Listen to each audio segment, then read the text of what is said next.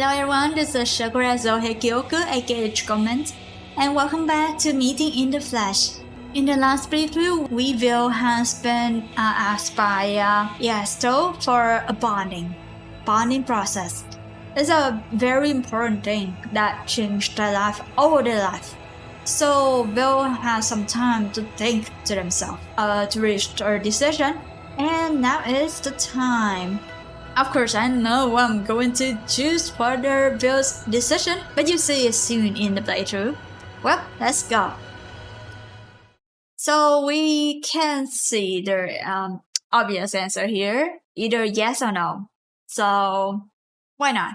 Because everything is like cultural, the word and the build of this word is quite strange already. So saying yes is also fine.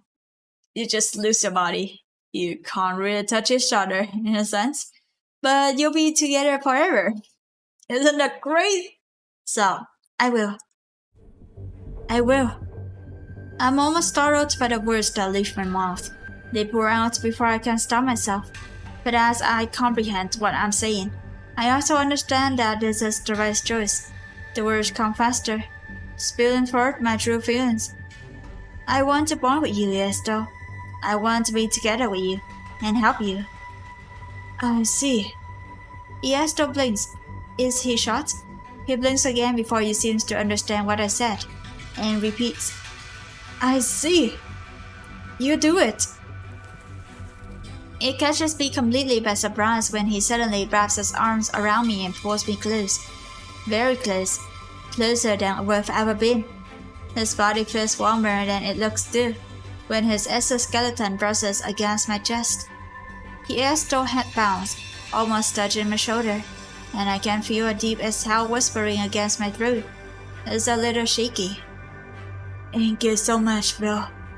I can't put into words how much this means to me. His finger tugs into my robe, and he pulls me even tighter. I'm pretty sure I've never seen him this emotional, not even close, and it truly drives home how important this is to him. I gently rub a hand at Yiestol's back, or as much of his back I can reach. My arm ends up awkwardly touching somewhere between his thigh and his shoulder blade, feeling the smooth expanse of his exoskeleton. You don't need to thank me for anything, Yiestol. I was also really glad you asked me. I know it's an incredibly important decision for him, and if you feel safe asking it of me, then I'm really honored. Even with the way he pulls me close, I can feel even closer if I close my eyes. I can feel his breath against my skin, the wiry strands of his hair brushing against my cheek, the way his grasp pulls my cloak taut around me. I feel enveloped in his presence. It's very comforting. We've known each other for a while now, haven't we? We have. And I've always felt really comfortable around you. I've always thought it's a good thing you're the Overlook, because I know the city will always be in safe hands with you around. So if I can help you and be with you, then I'm really glad. There's no one else I'd rather do something like that with. Yiestol doesn't respond, but his head nudges against my shoulder, almost like he's nuzzling me. He stays like that for a moment before finally pulling back a bit.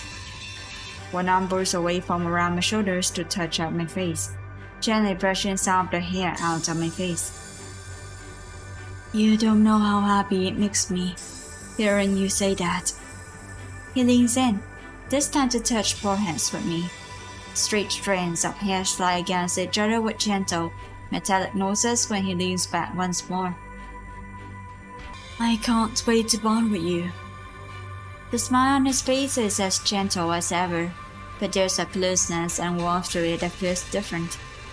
It feels like he's truly addressing me as Yiestol, as an individual, rather than as the Overlook to the city.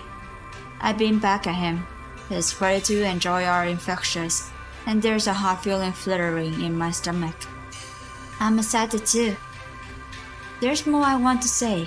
It feels like a dam has broken, and there's an endless number of things I want to say. But before either of us can speak, a loud murmur from outside catches our attention. It's only when we look up away from each other that we realize the skies outside have suddenly grown much darker, and they only continue to fade. The eclipse! It must be close. Lil, come on. There's the light tap-tap of his feet against the floor as Yiestol gracefully gets to his feet, holding out a hand to me. When I take it, he pulls me up in one go. Let's go watch it. But shouldn't we bond first? Yiestol laughs. It's a very light and joyful sound. He continues to pull me along without hesitation, headed towards the door that leads to the outside stairwell. Bonding takes a while. And I know superstition dictates it's best make our important decisions before the eclipse actually happens. But we already made our decision, didn't we? Technically speaking. And this will be our first time seeing an eclipse since we got to know each other. So I want a good view. Something I'll remember forever. I guess I can't argue with that. With that said, I pick up the pace. All the weariness I felt earlier seems to have melted away at some point. I feel like, as long as Yiestol is pulling me along, we could go anywhere and wouldn't feel tired. Of course, we don't go far at all. We only hurry to the stairwell, up onto the roof. The streets all around the Overlook office are cluttered with people. Most are gathered in small groups. Some are overseen by Overlook officers. The rooftops nearby are also dotted with people looking to get a good view. Others peer out of windows or climb the numerous light poles. The electric energy in the air is practically palpable. Yiestol and I stand near the spire, where the numerous eyeballs languishingly sweep across the horizon. Is it also aware of what's about to happen, I wonder? And as if in response to my question, one of the eyeballs swivels straight upwards. The sun seems so much brighter as they start to converge. Even with a dusting of clouds mirroring the skies, the light feels warmer than usual. Perhaps it's the proximity between them that amplifies the light. Perhaps it's a trick of the eye, because we're not used to seeing them traveling in such a direct collision course. Perhaps it's just our excitement that heightens every emotion in the moment. Regardless, we watch the three suns creep closer and closer. I find myself holding my breath without even realizing it. And there's a cry from below that has me exhaling sharply. Someone on the crowd below screams in what sounds like a forward pleasure. Another person joins in soon afterwards. But most of us are quiet. Especially when the moon begins to cut through the sun's warm light. I feel a ripple travel through the crowd, through the very atmosphere when the moon's shadow first breaks into the sun's glow. Seemingly uncaring of the effect it's having, the moon marches slowly onward, on a direct path to devour the entirety of the sun's flows. Yiestol stands perfectly straight and tall beside me, gaze directed upwards, but his hand reaches out, as if searching for something. My hand.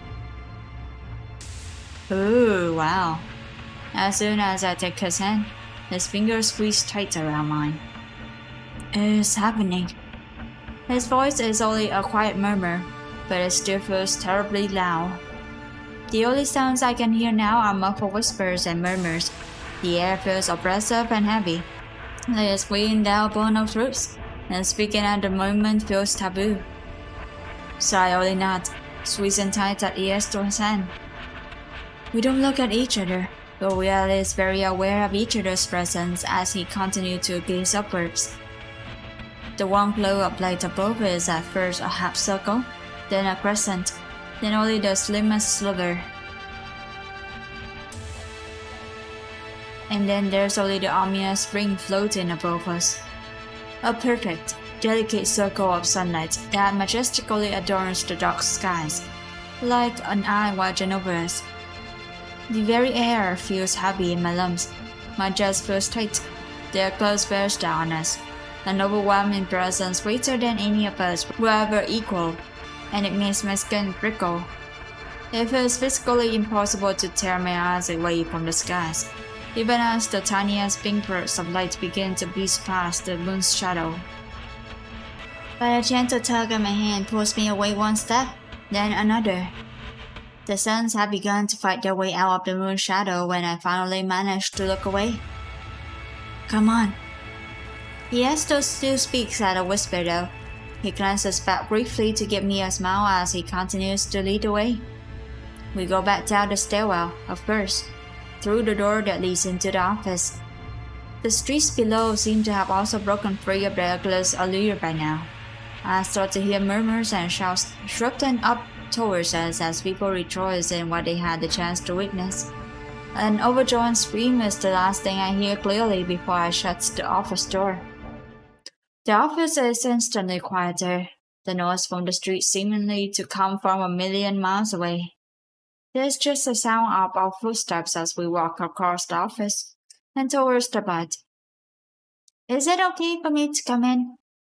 Yiestol had stepped into the bar without any hesitation, but I can't help hesitating. The bar is the Overlord's domain, after all. I'm not sure if the bar can even hold the both of us. But Yiestol just laughs, gently, not mocking. He keeps a steady grip on my hand as he ushers me to step in beside him. Of course, anyone that I acknowledge is allowed to enter the bar. And besides, it will have to learn to recognize us once we're bonded. So doing the bonding process within the body is a useful method. My predecessor highly recommended. I see. Even with that encouragement, entering the body is a strange feeling. The fluid inside is lukewarm and thick, but the surface parts easily as I begin to dig my foot in. My legs glide in with practically no resistance, and when I stand with my 4 feet in the bud, the fluids close up around the circumference of my limbs. Here, come closer. Here's the bony arms rest over my shoulders, easing me closer. Fluid slushes around our calves, lapping at the open edges of the bud but never spilling over. Should I take off my things? Yes, if you don't mind.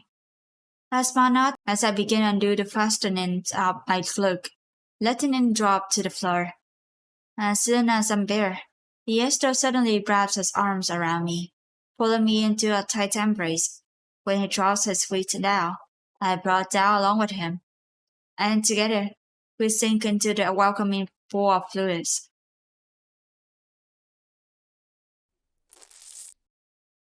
Oh, that's interesting. So this time we actually get to know how we look like. We have hair, yes. We look humanoid, but not at the same time. It's very interesting. I'm not sure if it's the art or is our eyes just situated that part that way, in a sense, because it makes our face a bit unhuman. So I really like our hair, really curly and very free. Interesting. Okay, next. The roof of the bar snapped shut with a loud splash, sprinkling us with a flux of fluid, but the interior of the bar is still somehow lit with a warm glow. Also, despite the bonding process means something else, it looks oddly sensual. Just a thought. Submerged in a pool of liquids, I worry for a moment how I'm meant to breathe, but I'm giving my answer soon enough when I feel the fluids begin to subside, as if they're being sucked back into the bud. My head breaks to the surface, and I gasp. Inside the bud, the air tastes warm, with a deep sweetness to it, not like sugar, but like meat. I'm still inhaling deeply, trying to grow used to the sensation. When Yiestol's head also reaches the surface, the level of fluids continues to shrink down, sinking below our shoulders. Don't worry, the bud will adjust to us. It will make sure you're comfortable.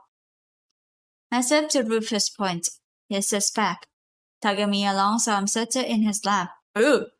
The fluid slosh around him, and the plush wall of flesh behind his confirms the shape of his back. Sitting this close to him, I can feel his exoskeleton start to grow warmer. Not just his exoskeleton, but the very air feels hotter and wetter and sweeter. It feels like I'm out if I stay in here too long, like I'll become a part of the bud. It's making my body feel oddly sensitive, and I shiver as the Yiestol hand traces around my side, then rests against my back. His fingertips are two hot points of contact against my skin that demand a great deal of my attention. But far more present is when he brings his face close to mine. Oh, that's interesting. So it's not just our. I'm not sure if there a solving process that make our face that way, or is it our face is what's supposed to look like that in a sense. So you can see half of it looks very human, but the other half is not, because the eye kind of not really. Yeah, the eye looks like an extra eye in a sense. Interesting. Well, his voice echoes in this tight space, sending the tiniest bubbles running across the surface of the fluid pool. The level of fluids has sunk further down, lapping around sounds, warm and comforting without being imposing. Yiestol was certainly right in saying that the bar would make me comfortable. I feel utterly at home, here, in the Yiestol's warm embrace, feeling his breath rushing over my shoulder. So I closed my eyes, meaning to not, but feeling too pleasantly absent to do so. Yiestol seems to get my meaning. Regardless, because he leans in closer. His words are spoken in a low whisper, each syllable melting into my thoughts when he asks, "Can we begin?" Almost before the question drops, I know my answer. Yes. Oh, no, no. Yeah, that's a big mouth, alright, and that's a big tongue, alright. Oh my. I hear the slick sound of something wet against something hard, like blood slicing up bone. And I very quickly realized it was the sound of Yiestol's mandibles spreading wide open. For a moment, I catch a glimpse of gleaming, white teeth at the periphery of my vision. Then they sink into my shoulder. Oh, I hope it's not too painful. Like the way my feet has eased into the boss fluids without any resistance. Yiestol's teeth slide into my flesh smoothly, with no pause or hesitation, so swiftly that I barely feel the initial plunger. Only when they lodge deep in my flesh, I feel a prickle of pain sparkling through my nerves. But even then, it feels hot and airy. It's not unpleasant at all. Okay. My flesh parts easily, as if the pulse fluid has melted away any resistance, partially liquefying it. Then I can feel the trickle of hot fluids from the bite mark traced down my chest, battering into the pool around us. It leaves behind a trace of flickering warmth that lingers on my skin. I want to feel more of it, that warmth. My hands wander, practically on my own, starting from Yiestol's side and traveling upward. My fingertips touch again Yiestol's body, feeling out details I've seen before but had never thought I'd get to touch. The gentle inward curve of his exoskeleton above his hips, the softer connected portion where his arm meets his shoulder, the partition line near his throat. Just below his throat, his exoskeleton opens up to a window, where his inner flesh peeks past. It's shiny in the warm, hot air of the body, and I touch at the edge of it as gently as possible. I experience a deep shiver, and Yiestol's mandibles snap shut quickly enough that his teeth grating lines across my throat. The sensation sends a heady rush of blood through my veins, and I exhale sharply. My voice escapes with a hot lungful of air. It's a soft noise, but a needy one that echoes in the tight confines of the body. Yiestol says nothing, responding with a low burr on the back of his throat. Okay. Well, at least in this situation, there's not too much pain, so it's kind of a new type of monster burning romance, I guess. Wow. It makes his teeth vibrate ever so slightly as he takes small bites into the junction of my throat and my shoulder. Yeah, I just read that, but really isn't uncomfortable or really hurting, so not too bad, I guess. It's kind of a monstrous experience in itself, though. Not normal. Yeah, I can see that. Okay, confirm it is how they look on their face. So have human-like face and have is like the eyes is is kind of messy a little. Interesting. They also look like an exoskeleton too. And their hands are really big too. Wow. Okay. Let's see. I, I know the process is kind of weird, but it's also very essential too, as I mentioned earlier. Oh dear. Everything is starting to melt together. The sounds of fluid lapping around us, the feel of teeth easing into my arm, the pressure of Yiestol's hands striking down my back and around below my ribcage. His fingers squeeze tighter, pressing against, then to my sides. My body gives easily to his very touch, made pliable and sensitive and eager by the sweet air and the lap of fluids. It doesn't take much encouragement from him for me to raise myself up on my knees. He lets me lean in closer to him, pressing chest against chest. The tiny window of his inner flesh feels incredibly hot against my skin, enough to turn a low groan. I want to be closer to him, closer than anything else. Yeah. The one I talk about. Become one. So close we become one. I want to be bonded to him. And my body responds easily to these desires, slowly succumbing to Yiestol every touch. As if guided by magnetism, he finds the spots where my body is most prepared to take him. Teeth slide into my throat with the ease of a knife to water. His hands dragging hot lines of sensation across my skin and making a heavy sensation settle in my gut. He shoves beneath me, then pulls me closer until there's practically no boundary between us. My hands grip tight around Yiestol's shoulder, pulling him closer. I immediately feel like our bodies have become one, like a ribcage without a spine. My body would have collapsed in on itself without Yiestol's form to hold me together. His exoskeleton is hot and slick to touch. The vast fluids have soaked through his hair, and his frames practically become the tangle of my fingers through them. Just like my body continues to welcome each and every breach. Faintly, I hear Yiestol murmuring my name. His eyes are closed, his movement gentle as he nuzzles against my ribcage. His teeth gently ease apart my skin, and I shiver as his teeth scrape across bone. Oh wow. I can't feel my legs anymore, like they're not there anymore, replaced by a warm sludge. That's hot, heavy feeling in my gut keeps expanding, spiking hardest when I move to pull him closer to me. Through the haze of lanterns spurs that are starting to color my vision, I feel my fingertips starting to melt, smearing against Yiestol's shoulders. It's good, because I can sink even deeper into it. Yiestol stopped this way, feeling him sink deeper, deeper, deeper into my most innermost recesses. My heart's almost beaten out at chest, and I gasp when Yiestol murmurs my name right against it. I say his name back, but I'm not sure if my voice can leave my throat anymore. Yeah, I think it's starting to become a bit too much for me. The haze continued to rise, but not in an unpleasant fashion. It's not like the sweltering heat of the summer, or the stifle of a hot blanket.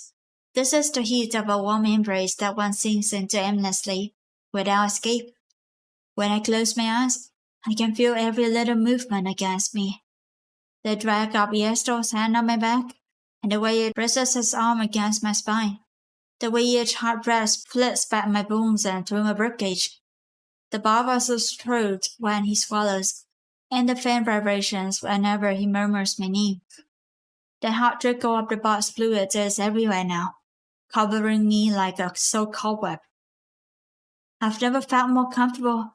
I know for sure that I made the correct choice in bonding with Yiestol. How else could I ever feel so at peace? When I close my eyes, I can hear a single heartbeat pulsing between us. Yiestol is still calling my name, and I smile. I'm very glad it's the last thing I hear as my thoughts grow fuzzy and dark. It's a full day before I awaken. I'm aware of it immediately. There's no transition, no period where I'm hazily emerging from sleep. Just the overwhelming darkness of sleep, followed by instantaneous clarity. Because Yiestol was awake first, and as soon as I'm awake, we'll share everything we know. We are one and the same, so I immediately understand that the bonding process was a success, and that he awakened first but had been reluctant to awaken me because he was sure I was exhausted, and he also immediately understood that I was grateful for his consideration. Even bonded with me, he is kind and considerate, and I'm immensely glad for it. Ooh! Ooh! Yeah! Wow! That's interesting. So he looks a bit different now. I can see forearms. I remember that they actually have 2 arms, and their hands are not too big, but this one is big. The legs also looks a bit different too, and I can see the heart on their chest. Double eyes too. Oh wait, not double eyes. 4 eyes. So 3 eyes improved to 4 eyes. The hair color is a bit different too. I think maybe it's the mix of hair between Bill and Yiestol. Nice. You can see there's a lot of change for that. It takes me no time at all to adjust to being bonded. Yiestol had been worried the change would be too drastic. Perhaps I simply adapt quickly. I do find it strange, at first, occupying a form so different from mine. Our evolved body is closer to Yiestol's old form than mine, and at first I'm confused by the willowy fingers and delicate limbs. They're so unlike my own robust limbs, hardy from long days spent running. True. But at the same time, it's nice, getting to know all these intimate details of Yiestol's body for the first time. Nobody will ever know him better than I do, and nobody will ever know me better than he does either, now that we're bonded. He also immediately understands what my body had been like, and commiserates with my difficulties. Then he helps me adjust, until I'm comfortable once more. So it's like 2 months sharing one body, in a sense. Then I wonder, how do they choose who will move the body? I don't know. I'm not sure how it works. So is there a main mind that moves the body, or they just take turns using the body? It's a shock to people who knew me before, of course. Our relationships do change drastically, in a way that can't be reversed. As the overlook, I can't maintain the same position I did before, delivering suits. But it's not about change either, just different. I can still speak to them, ask how they're doing, inquire about their daily lives. I still cherish each and every one of them, the same as before. Perhaps even more, now that we want to protect the city together. As the overlook, we think so dearly of the city, and do everything we can to nourish it. The city responds in kind by flourishing more than ever.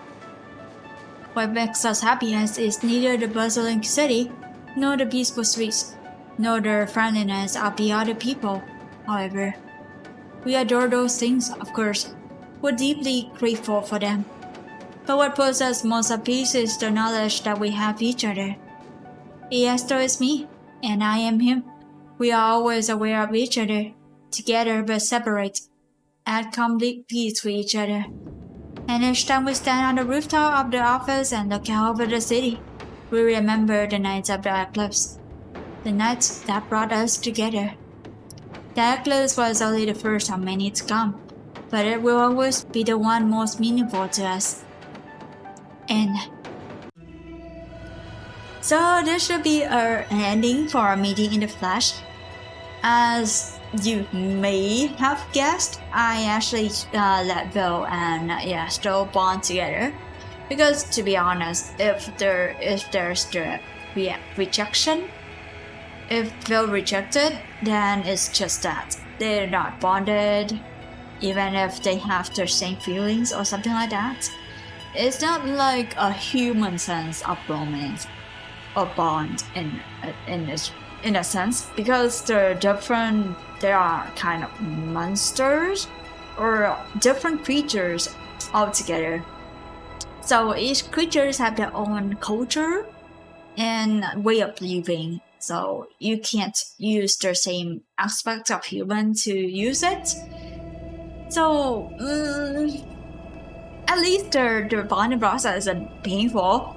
I would say Bill is enjoying very much.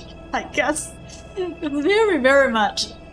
The sensations, the details of the bonding is very detailed. All right.